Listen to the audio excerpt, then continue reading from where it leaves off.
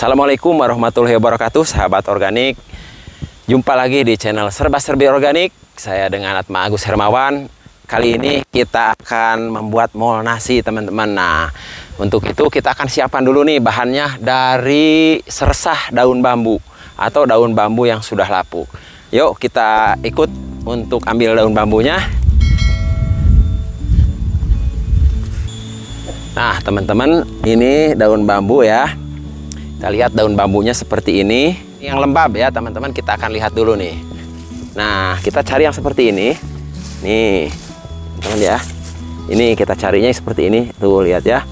Ada putih-putih. Oke, silahkan dilihatkan tuh yang lapuk-lapuk ya. Jadi kita tampung di sini.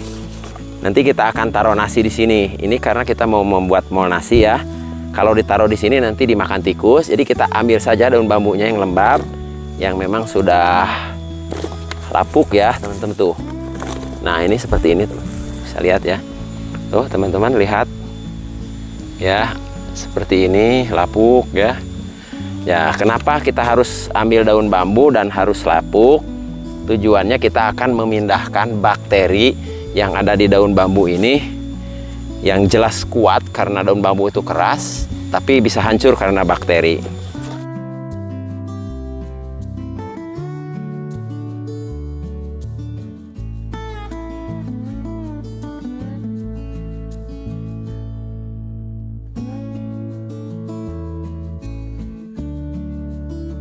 Ini ya yang lapuk-lapuk juga, pohon yang lapuk ya, yang sudah lapuk begini kita ambil.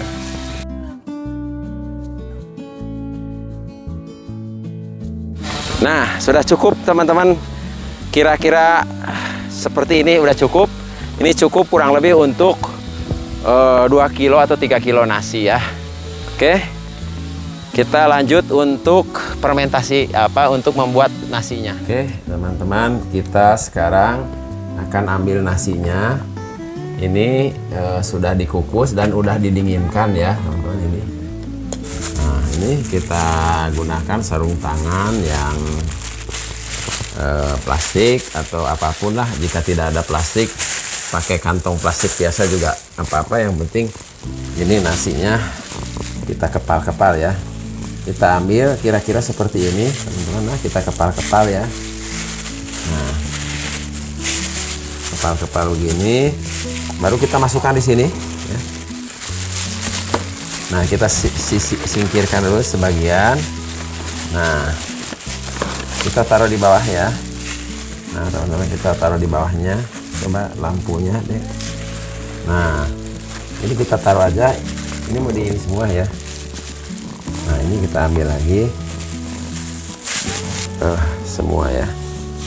Nah, ini teman-teman dilihat seperti ini.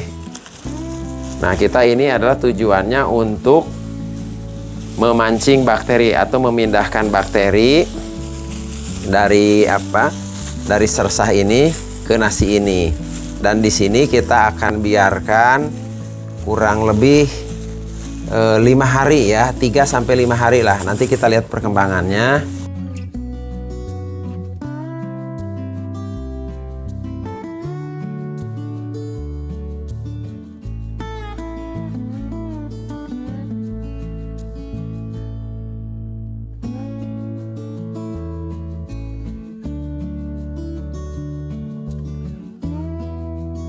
Tutup 1 lapis. Nah, baru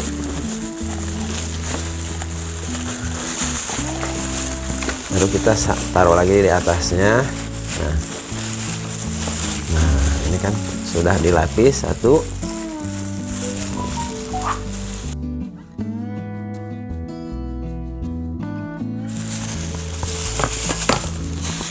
Oke. Nah, selanjutnya kita tutup merata ya, teman-teman, dengan sersah bambu. Nah, ini sudah cukup ya. Nah, kemudian kita tutup saja supaya tidak ada binatang atau tikus. Kita simpan di dalam ruangan saja ya, teman-teman. Kita tutup ininya supaya rapih. Nah, seperti ini. Oke. dan kita akan biarkan kurang lebih 3-5 hari. Teman-teman sahabat organik, kita akan buka ini ya, nasi yang sudah kita simpan di dalam sersah bambu. Nah ini kita lihat, ini setelah 5 hari ya teman-teman. Setelah 5 hari, wah ternyata seperti ini ya kondisinya. Ada yang berjamur ya, ini jamur namanya, jamur yang hijau, ada yang putih, kuning ya, ada yang kuning ini. Kita akan bongkar, nah, kita akan panen ini organik ya, kita akan panen dan kita akan lanjut fermentasikan.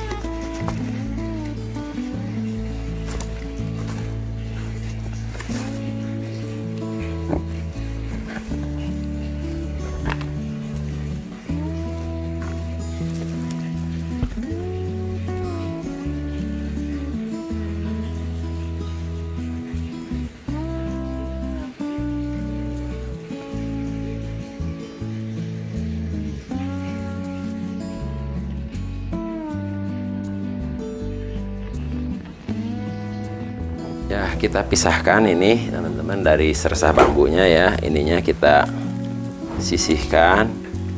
Nah, ini kita masukkan ke sini. Dan ini kita pisahkan lagi.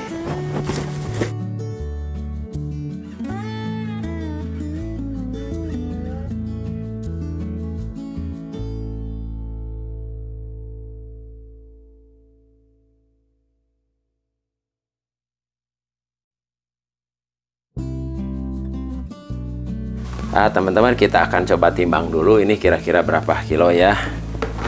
Nah, kita ini wadahnya kita nolkan ya. Nah, kita nolkan, kita coba timbang ini ada berapa kilo. Sebagai bahan perbandingan saja, tapi teman-teman tidak usah terlalu terpakulah terhadap timbangan ini. Ini hanya untuk uji saja. Ini seperti ini, hampir 1 kilo ya, 1 kilo kurang sedikit ini, 990 gram. Jadi kira-kira 1 kilo ini. Oh, kita campur air beras. Ini air beras teman-teman ya, air beras nih. Ini setengah liter nih, setengah liter segini. Kita kasih berapa, kita lihat seberapa. 1 ya, 2.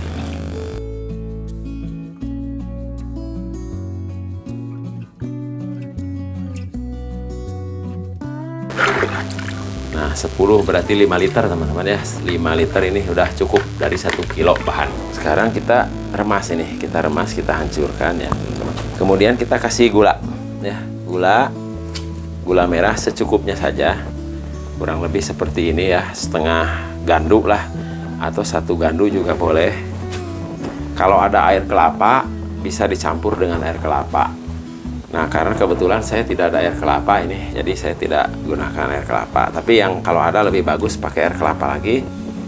Itu air kelapa biasanya bisa membuat harum ya, ini membuat lebih harum hasilnya nanti. Nah, kita lihat ini, kita hancurkan dan kita akan biarkan ini selama kurang lebih 1-2 minggu ya teman-teman.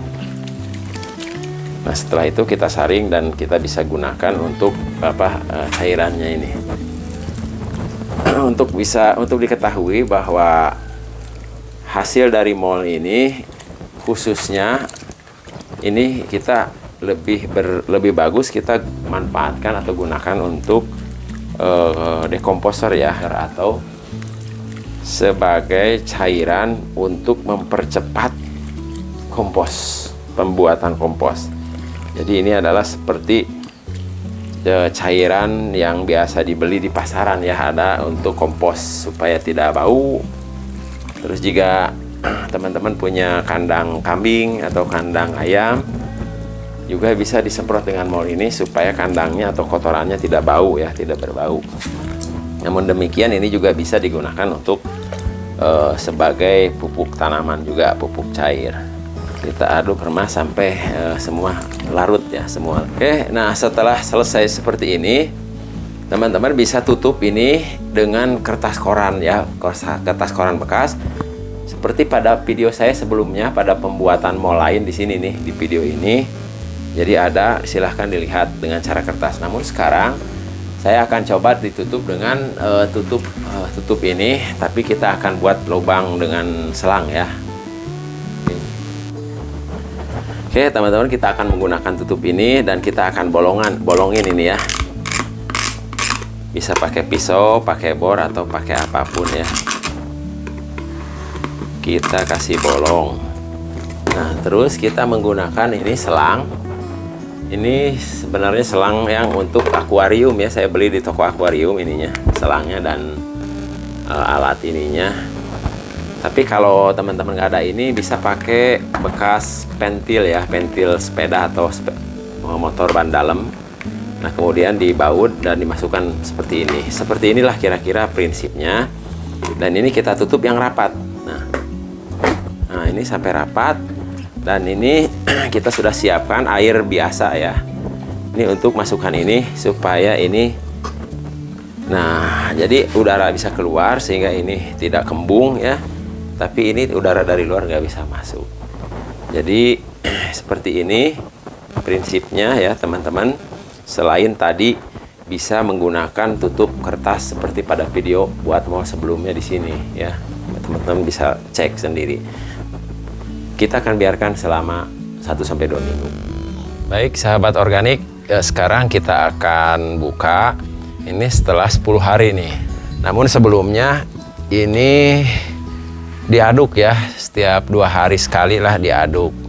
Dan ini sekarang hari ke-10 kita akan buka. Nah ini seperti ini. Ini kita sisihkan ya. Ini hanya untuk ventilasi saja atau sirkulasi udara. Nah ini bisa teman-teman lihat ini. Bisa di kesini mungkin. Nah ini mol nasi setelah 10 hari ya. Selanjutnya kita saring nih. Kita saring, airnya saja kita ambil.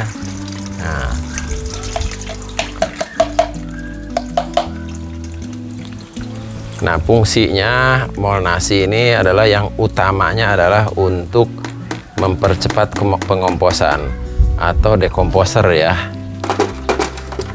Nah, namun bisa juga digunakan untuk tanaman. Kita coba ya teman-teman.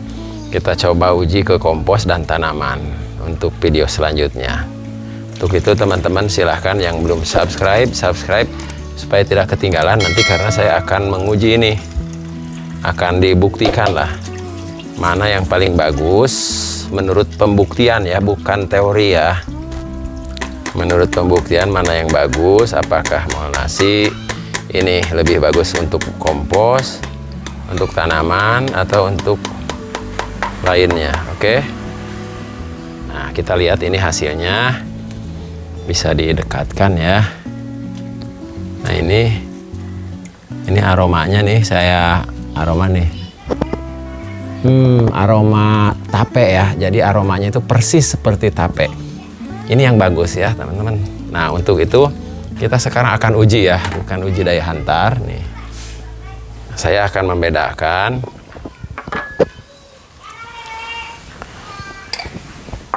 Nah, teman-teman, ini air putih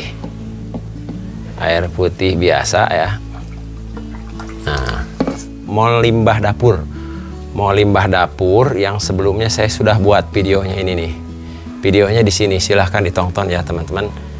Jadi ini mol limbah dapur, kita akan lihat juga. Coba aromanya dulu ya, aromanya dulu. Wah, ini seger sekali nih. Aromanya beda dengan ini. Kalau ini tape banget. Kalau ini agak manis-manis aromanya. Ya, aroma manis-manis gitu. Nah, ini. Dan ini yang mol nasi ya. Mol nasi kita lihat nanti bedanya seperti apa. Ini teman-teman apa? TDS meter ya. TDS atau EC meter ya. Kita melihat, jadi semakin tinggi nilainya, semakin baik kualitasnya. Kita lihat air dulu, air putih. Jadi di sini malah 0,004 ya, 0004.